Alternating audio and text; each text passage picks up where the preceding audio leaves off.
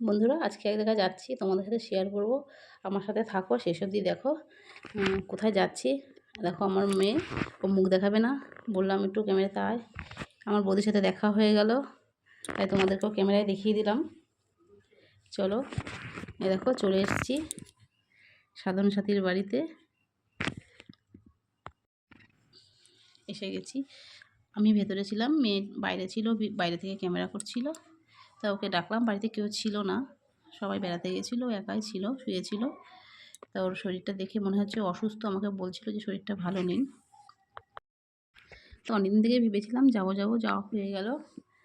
আর দেখো শীতে সব জড়োসড়ো। আমি বিকেলের দিকে গেছি, তখন 5টা বাজবে, সন্ধে হয়ে গেছিলো। তা ও তো বসে আছে, শীতে ঘুম থেকে উঠেছিল, তখন আমিও বসে আছি, গল্প করছি। সাধন সাথীকে নিয়ে অনেকে অনেক কথা বলে, বলে অহংকার, ভালো ব্যবহার না, বা ভালো ব্যবহার করে না, কারোর সাথে ভালো করে কথা বলে না। আমি গেলাম, দেখলাম, দেখো বোঝাই যাচ্ছে আমি তো ভালো ব্যবহার পেয়েছি ওর। এমনকি ক্যামেরার দিকে ভালো করে দেখলে বোঝা যাবে যে সবসময় হাসছে, কথা বলছে। আর ও যেভাবে কথা বলছিল মনে হয় যেন আমি ওর বাড়ির লোক। খুব ফ্রিভাবে কথা বলছিল, হাসি মজা করছিলাম, ভালোই লাগছিল। তো ও খুব গল্প পছন্দ করে, আমিও গল্প পছন্দ করি। দুজনে মিলে খুব গল্প করছিলাম। অনেকেই তো অনেক কথা বলে ভাইরাল হওয়ার জন্য। অনেকে খারাপকে ভালো, ভালোকে খারাপ করে, এটাই আর কিছুই না। এবার যারা গেছে তারা নিশ্চয়ই বুঝতে পারবে। জানি না কার সাথে কী হয়েছে। আমার সাথে সাথী কোনো খারাপ ব্যবহার করলো না। আর বাড়িতে তো আরও মেম্বার ছিল, ওরা কেউ ছিল না, কোথায় বেড়াতে গেছিলো, দেখা হলো না। পরে আবার যখন যাব দেখিয়ে দেবো তোমাদেরকে। সাধনদার সাথে দেখা হয়নি।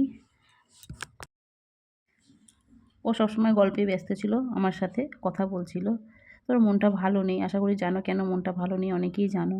ও একটা বেবির জন্য খুব কষ্ট পাচ্ছে। আর দুটো প্লে বাটন আমি ভিডিও করে নিলাম, কারণ দেখতে ভালো লাগছিল আমার। আর দেখো মুখটা ওর একটু খারাপ খারাপ লাগছে, কারণ ওর শরীরটা খুবই অসুস্থ। সেই মুহূর্তে আমি গেছি, আমি তো বুঝতে পারিনি। যাই হোক, তাও গল্প করছিল। মানুষ গেলে তো তার সাথে খারাপ ব্যবহার করা যায় না। ও খুবই অসুস্থ ছিল। ওর সাথে দুটো রিলস করেছি। করতে করতে অনেক সময় হয়ে গেছে, বাড়ি ফেরার সময় এবার। আর আমার ফেসবুক চ্যানেল আছে সন্ধ্যা রায়, তোমরা প্লিজ ফলো করে দিও। আর দেখো সাথী খুব হাসছে, আমরা আসছি বলে। মন খারাপ করছে ওরও আমারও, এবং গল্প করছিলাম অনেকক্ষণ। ওর বলছিল যে আমি একা একা আছি, তোমরা আমার সাথে ছিলে, এতক্ষণ ভালো লাগছিল। তো এখন তো বাড়ি যেতেই হবে।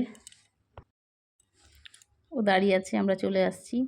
আর আমাদের আহ্বান জানাচ্ছে আবার আসার জন্য, যে আবার আসবে। আমিও বললাম আমাদের বাড়িতে আসতে। খুব ভালো।